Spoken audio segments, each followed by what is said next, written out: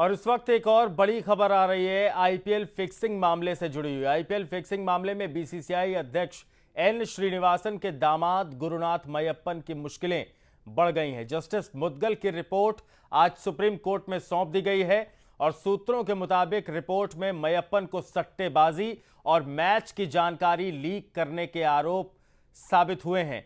तो ये आरोप साबित हो चुके हैं सट्टेबाजी और मैच की जानकारी देने के गुरुनाथ मय्यप्पन पर।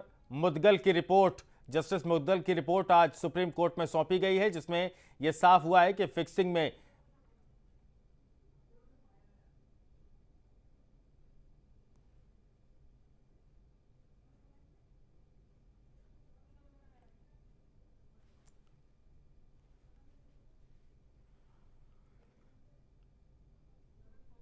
अरविंद खोकर हमारे संवाददाता इस खबर पर हमारे साथ जुड़े हैं। अरविंद, क्या ये पुष्ट हो गया है इस रिपोर्ट में कि गुरुनाथ मय्यप्पन की मुश्किलें बढ़नी अब तय हैं? देखिए, तो मुश्किल तो बढ़ना निश्चित तौर पर तय है, क्योंकि जब बीसीसीआई के ऊपर जो इसके मैच फिक्सिंग के आईपीएल के दौरान छींटे पड़े थे और दिल्ली पुलिस ने स्पेशल सेल ने इसकी भी जांच की थी, उसके बाद जो मुद्गल कमेटी बनाई गई थी उसने आज अपने अंतिम रिपोर्ट जो है सुप्रीम कोर्ट को सौंप दी है।